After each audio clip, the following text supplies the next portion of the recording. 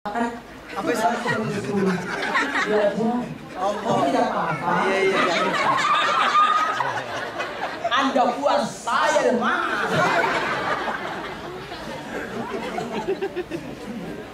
Silakan dilanjutkan dan langsung di doa.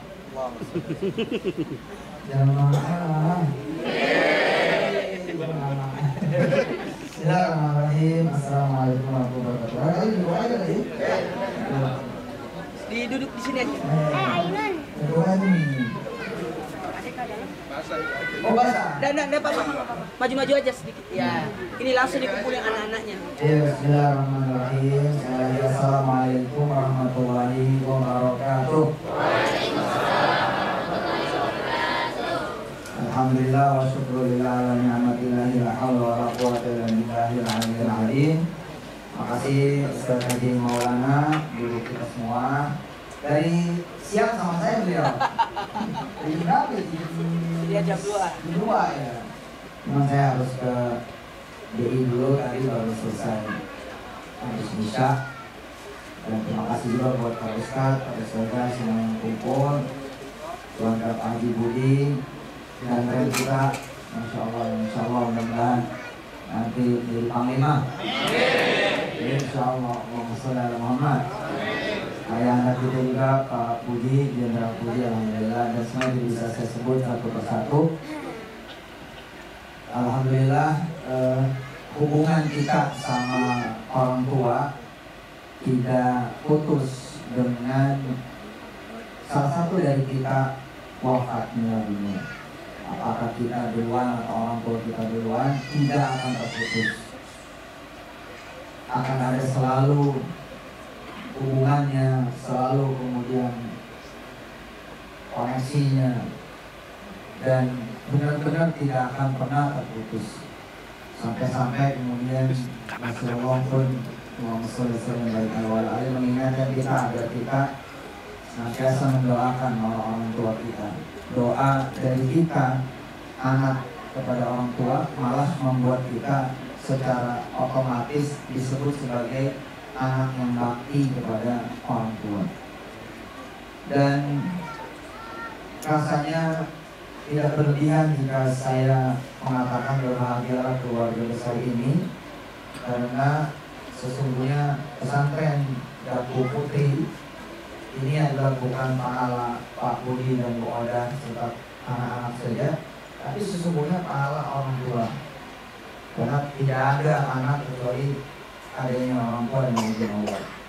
Dan pahalanya mengalir untuk beliau semua, dan beliau sudah melihat kalau kita masih meraba, kita di dunia ini udah berbarokah, tapi kita belum tahu juga nih yang kayak apa gitu. Tapi kalau almarhum ini, almarhumah, orang-orang tua kita yang dulu meninggal, ini udah melihat gitu.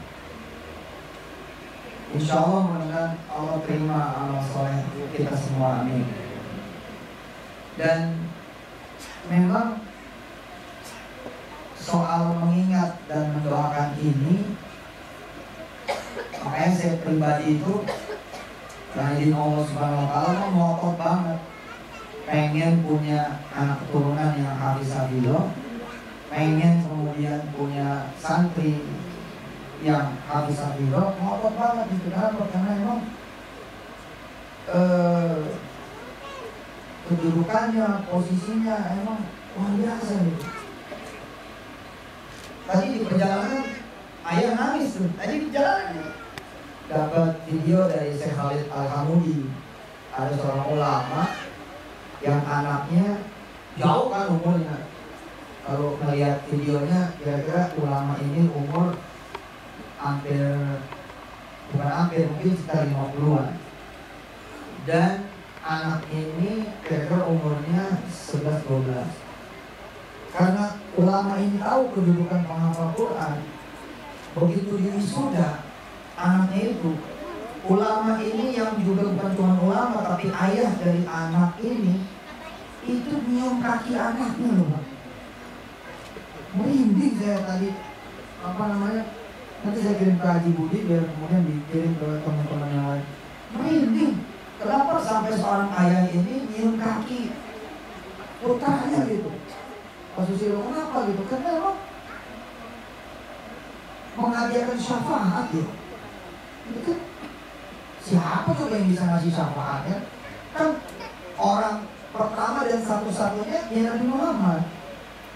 Setelah Allah, mimpa'illah, setelah Allah itu Nabi Muhammad. Karena Nabi Muhammad diberikan izin, diberikan tongkat, diberikan hak. Tapi setelah Nabi Muhammad, ya para penghafal Quran itu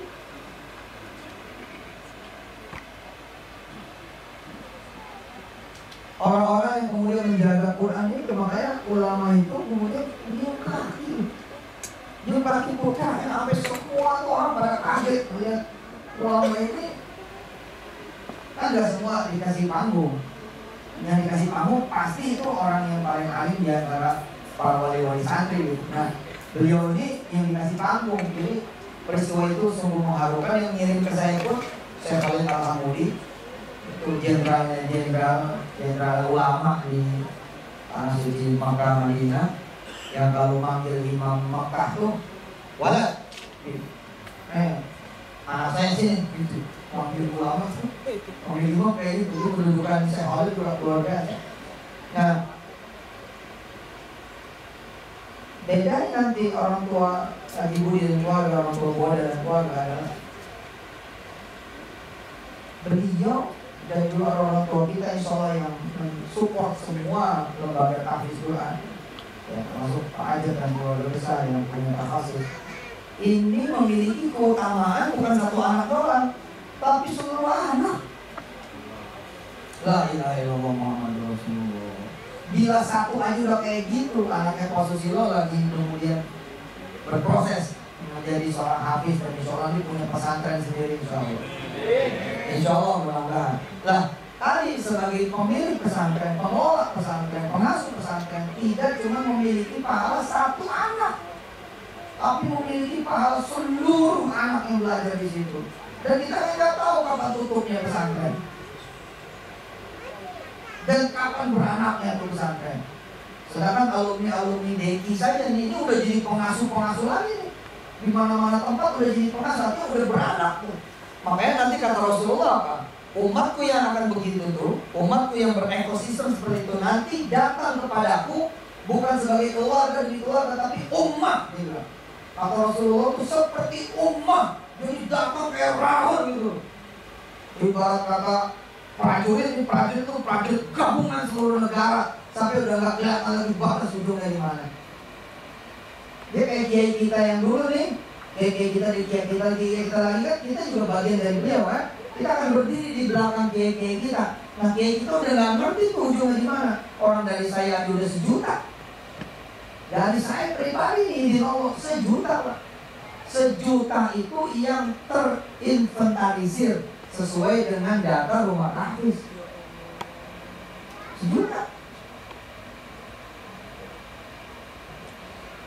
Belum lagi dari yang lain, misalkan kayak turunan-turunannya Tebu Ireng, turunan-turunannya Jombang, turunan-turunannya Gontor, turunan-turunannya kemudian pesantren Genggong ayo tuh udah mau 1 abad tuh pesantren. Tuh kayak apa? Bila satu aja udah kayak begitu. Saya ngilustrasi nih Ustaz Maulana. Ada anak nih dengan izin Allah ngapal Quran. Segede gini lah misalkan, misalkan hafal Ar-Rahman. Terus dia datang nih ke saya, Ustaz, anak aneh hafal Ar-Rahman gara-gara antum nih, izin Allah. Boleh nggak aneh bawa ke antum? Boleh lah. Sini bawa. Dibawalah anak itu. Dibawa nih anaknya, bawa ke rumah saya. Terus ketemu sama saya. Begitu ketemu sama saya dan saya suruh baca Quran ya anak, insya Allah dengan izin Allah, nih ibunya nangis. Bukan GR nih, tapi begitu dah. Melihat anaknya baca di depan Ustadz Yusuf Mansur. Ini yang namanya ibu bapaknya pasti nangis. Nak silakan dibaca. Anak tuh baca, apalagi pas dibaca sambil dipangku juga lagi misalkan sama saya. A'udzu billahi minasyaitonir rajim. Bismillahirrahmanirrahim. Ar-Rahmanu 'allamal Qur'an, khalaqal insan, 'allamahul bayan. Itu ibunya sambil rekam tuh. Bapaknya sambil ngerekamnya goyang-goyang karena nangis. Jarak atau lamanya si anak ini ada di pangkuan saya, jarak atau lamanya si anak ini ada di dekat saya, di samping kanan, kiri, atau di depan saya ketika baca Quran, selama hafalannya. Maksudnya selama hafalannya gimana? Kalau dia cuma hafal 13 ayat, ya sepanjang 13 ayat. Kalau dia misalkan sepanjang satu Ar-Rahman, maka sepanjang satu Ar-Rahman. Kalau saya tangguh, lalu dia bilang, anak saya selesai 30 juz, maka saya akan berdiri di hadapan dia, duduk di hadapan dia, mendengarkan dia setelah 30 juz, dia sepanjang selama 30 juz. Bisa dipahami nggak? Itu kalau saya istimewa misalnya, dengan izin Allah SWT. Yang hebat kalau kemudian si bapak ngomong begini, si ibu ngomong begini, Ustaz, masih ada 4 adiknya yang lain. Maka kedudukan si orang tua itu sama anak itu nggak bergeser, kecuali 4 adiknya yang lain juga selesai baca Ar-Rahman. Nanti saya mau bawa kepada ilustrasi bersama Rasulullah. Nanti Pak Puji, Ayah Puji yang punya rumah kafir nggak akan bergeser dari Rasulullah. Kenapa? Karena nggak habis-habis muridnya. Tadi saya bilang 5 biji aja itu, 5 anak 5 bocah. Setelah anaknya selesai ini, ya, setelah anak ini selesai, dibisikin saya Yusuf Mansur, Ustaz perkenan adik-adiknya juga menghafal Ar-Rahman. Ayo baca semua, baca satu-satu baca. Bayangin coba, Pak Budi Booda, hari ini aja ada 1000 lebih anak-anak putri yang lagi menghafal Quran. Kapan kita akan beranjak dari Rasulullah? Gak pernah, Pak. Abadan abada. Pengen tahu yang lebih hebatnya lagi? Dengan izin Allah SWT, saya punya Darul Quran kan? TKP tadi itu di rumah. TKP-nya di rumah. Lalu saya sampaikan kepada anak-anak ini dan kepada ayah dan ibunya. Ini bagus banget dibaca anak-anak ini, Allah Akbar. Sepertinya mah anak-anak saya di Darul Quran harus mendengar suara mereka, harus mendengar bacaan mereka, harus mendengar kisah mereka. Berkenan saya bawa semua ke Darul Quran gitu. Wah, ibunya tambah nangis lagi. Bener Ustaz. Nangis tuh. Iya benar. Ya kita siap-siap, kita langsung ke pesantren Darul Quran. Terus saya langsung kontak nih Ustaz Jamil, Ustaz Tani, kami siap-siap, gue mau bawa orang. Siap-siap, saya mau bawa anak-anak yang hebat. Pak, begitu anak-anak ini datang, karena anak ini datangnya sama saya, Pak, perhatikan. Kira-kira ayah belum yang datang ngebelah, ya, ngebelah kemudian 1000-an atau 2000 anak-anak di Darul Quran Pusat, kan duduk nih, ada instruksi nanti saya mau datang, amal 5 anak menghafal Quran. Lalu bersama saya adalah ayah dan ibu dari anak-anak ini. Nah, anak-anak ilustrasinya ngadep ke kiblat, ya. Kalau di sini berarti ke sana, ke sana. Nah, ketika kemudian saya datang, anak-anak ini kan nengok, lalu kemudian berdiri seperti anak-anak saya tadi berdiri, menyambut kedatangan siapa? Menyambut kedatangan saya dan menyambut kedatangan anak-anak itu. Besok di padang mahsyar di hari kiamat nanti, yang nengok itu adalah seluruh malaikat-malaikatnya Allah. Karena Allah akan memberitahu, dan pasti Allah memberitahu tentang anak-anak kita yang hafal Quran dan santri-santri kita sesuai dengan janjinya, bahwa aku nanti akan memperkenalkan kepada kalian semua para malaikatku siapa yang ketika di bumiku dia kemudian memperhatikan Quran, membaca Quran, menghafalkan Quran, mengamalkan Quran. Ini yang berdiri bukan sekedar malaikat nih. Di antaranya ada Jibril. Jibril ini jenderalnya malaikat. Sayapnya itu ada 600. Sayapnya ada 600, Pak. Padahal di bawah koordinasi Jibril itu ada Israfil. Israfil ini sayapnya 1200. Bila bahwa 1200 sayap, 2 kali sayapnya Jibril. Dalam posisi setiap helai sayapnya Israfil itu setara dengan 600 sayapnya Jibril. Kayak apa tuh gedenya?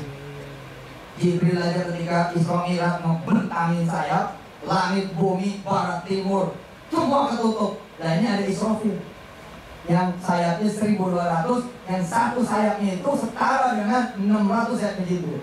Dan itu Israfil termasuk yang berdiri lalu kemudian mengucapkan puji-pujian terhadap anak kita dengan izin Allah SWT. Dan itu belum prosesi, loh. Prosesi itu kan nanti Allah memakaikan mahkota dan jubah, kan? Belum prosesi, baru datang doang tuh.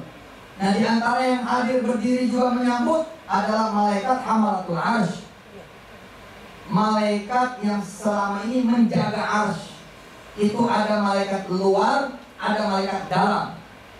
Yang satu malaikatnya itu sayapnya 2400 sayap, 2400 helai sayap. Yang satu sayapnya Hamalatul Arsy itu dengan izin Allah setara dengan 1200 sayapnya Israfil.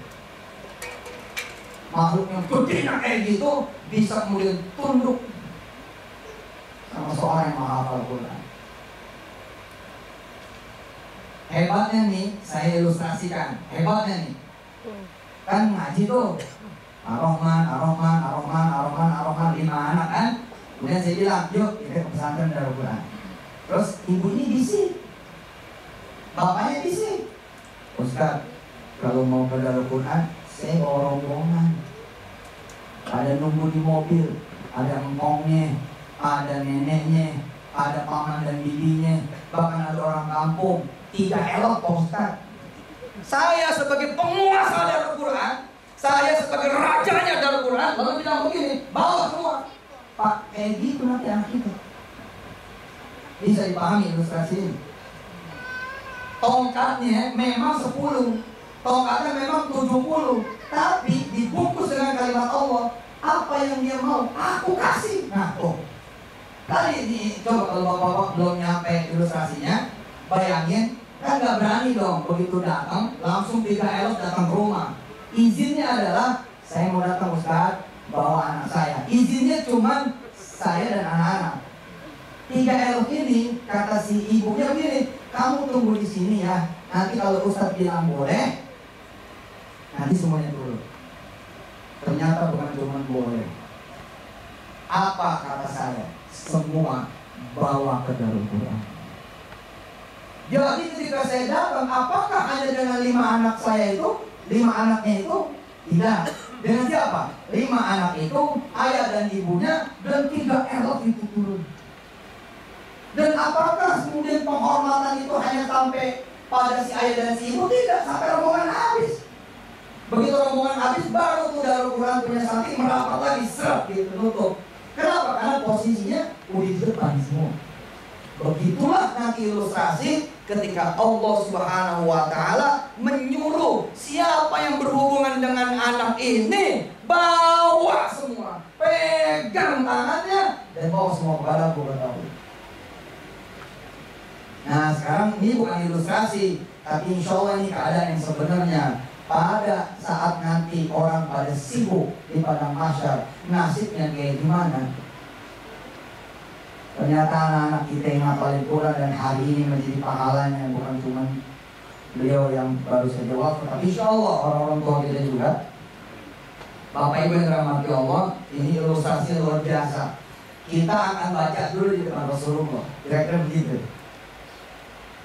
Nah ketika kita baca di depan Rasulullah, kayak screening gitu. Nah habis itu dengan izin Allah, Rasulullah bilang, yang paling berhak mendengarkan bacaan kamu nak adalah Allah Subhanahu wa Ta'ala. Lalu anak ini yang nganterin siapa? Yang nganterin bukan lagi saya, yang nganterin bukan lagi muhafiz-muhafizahnya, tapi yang nganterin adalah Rasulullah. Kesian kita ikut gak? Kata Rasulullah, ikut karena habis anak ini selesai, itulah prosesi memakaikan mahkota. Bila Bapak Ibu tidak menghargai mahkota, tidak tahu kayak apa mahkota, hanya yang baru dapat bintang. Kira-kira begitu. Yang menyematkan bintang jadi bintang jenderal 1, kira-kira gitu. Tuh kayak apa perasaannya? Dan siapa yang menyematkan? Tak mungkin yang menyematkan kepada Danrem itu ada Dandim. Tak mungkin. Masa iya? Danrem kemudian yang ngasih bintang itu Dan Ramil malah. Kecuali Dan Ramil itu mertuanya. Ya lain juga ceritanya. Ya kayak Panglima Hadi misalkan yang jadi Peltu, tapi ayahnya yaitu derajatnya tetap lebih tinggi daripada Pak Hadi, Panglima TNI. Tapi kira-kira Pak yang menyematkan sesuatu ini pasti yang lebih tinggi dari dia. Dan di akhirat itu darah yang lebih tinggi daripada Allah Subhanahu wa Ta'ala. La ilaha illallah. Tadi saya bilang tuh, kenapa di posisi kita ini harus punya rumah-rumah tahfiz? Kalau tidak mampu kemudian punya rumah tahfiz, ya nanggung buka puasanya anak-anak ya.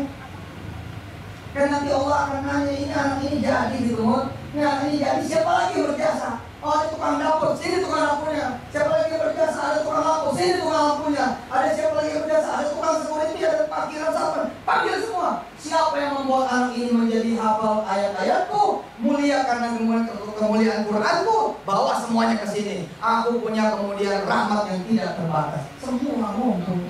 Bahkan menurut para guru-guru kita, tetangga ridho aja. Ini tetangga nih Pak, dia cuma ridho aja. Senang saya mah alhamdulillah bertetangga sama pesantren, ridho doang masuk deh. Quran mah hebat Pak, Quran mah nih, Bapak tidur di samping yang lagi baca Quran, dapat juga pahala. Quran memang lain kan? Beda Quran. Ya Allah Pak, kalau pakai ilustrasi ini saya bilang tadi, ya kita bawa nih Haji Budi ya, wadah ya, kita bawa anak-anak gitu loh. Terus kita nggak bergeser tuh, nggak bergeser tuh. Jadi kita akan terus itu bersama Allah dan Rasulnya. Dan kalau kita niatin insya Allah sampai akhir hayat kita, bahkan sampai akhir dunia ini ada lembaga kita, tahfizul Quran kita, apapun nanti kelak namanya, dimanapun nanti adanya, asli itu nggak perlu bergeser kita. Ganti-gantian depan Allah, depan Rasulnya, depan Allah, depan Rasul. Kita di sini aja.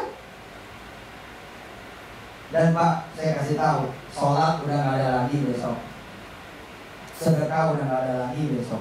Apa amalan yang masih ada? Ketika nanti di padang mahsyar baca Quran. Haji udah nggak ada, mau haji kemana? Tapi kalau baca Quran di padang mahsyar di yaumul hisab, maka kita disuruh mau iqra'ul Quran, baca Quran kamu. Sebagaimana kamu kemudian baca ketika di dunia, dan nanti posisi surgamu sesuai dengan ayat yang kamu baca. La ilaha illallah Muhammadur Rasulullah. Di dunia aja udah pada istimewa kok, kenapa Quran itu. Di dunia aja udah istimewa, apalagi kemudian nanti di hari akhir. Inilah sambungan yang luar biasa buat beliau ya, dan juga orang-orang untuk kita semua, almarhum orang untuk kita semua, bahwa terima kasih banyak. Jadi yang mencium kalian ya, bukan cuma ayah ibu kalian, tapi juga kami mesti berterima kasih. Makasih ya udah membuat kami dekat. Sekarang kemudian orang tua kami juga mendapatkan perlakuan seperti perlakuannya orang-orang yang memang berjasa di mata Allah, sudah membuat orang-orang jadi bisa baca Quran, menghafal Quran dan lain sebagainya. Insyaallah hadirin yang dirahmati Allah, kita berdoa kepada Allah, mudah-mudahan amal soleh ini diterima oleh Allah Subhanahu wa Ta'ala. Ikutin saya. Bismillahirrahmanirrahim. Allahumma shalli ala sayyidina Muhammadin wa ala ali sayyidina Muhammad. Rabbana taqabbal minna innaka antas sami'ul alim. Kita minta pada Allah mudah-mudahan amal soleh kita diterima Allah Subhanahu wa Ta'ala. Baik, sisa 7 menit mengantar kita juga supaya husnul khatimah sesuai dengan sunnah yang sangat biasa dan istiqomah kita jalani insyaallah. Kita tutup dengan baca surah Al-Mulk bersama-sama. Mudah-mudahan panjang umur. Tapi bila tidak panjang umur, maka malam hari ini pembacaan surah Al-Mulk mudah-mudahan bisa membuat kita husnul khatimah. bisa membuat kita kemudian juga dijaga daripada bala dunia dan akhirat, termasuk corona dan lain-lain sebagainya. Karena surat Al-Mulk ini munjiat dan maniat, dia pelindung dan penolong insya Allah. Ya, semua yang hafal kita sama-sama baca, yang nggak hafal silakan dibuka Qurannya atau dibuka handphone yang ada aplikasi Qurannya, kita baca bersama-sama. Pertama kita minta pada Allah agar bacaan Al-Mulk ini menyempurnakan tahlil, tahmid, baca Yasin dan lain sebagainya kepada orang-orang kita yang sudah meninggal dunia, khusus orang tua dan ibu ada yang keluar dari saya. Dan juga insya Allah kita doa kepada Allah SWT buat siapa? Buat Indonesia. Dia dijaga daripada musibah, bala, bencana dan segala macam yang disebut dengan keburukan dan hal-hal yang enak lainnya. Dan buat anak-anak saya di sini dan yang tidak datang kemari, mudah-mudahan juga dimudahkan menghafal Qurannya. Buat para kiai, para ulama, para masyaikh, para habaib, para ibu-ibu nyai, para ustadz-ustadzah dan semua yang sudah membantu di ekosistem pesantren manapun, tidak cuma Darul Quran, mudah-mudahan dapat barokah Quran insya Allah.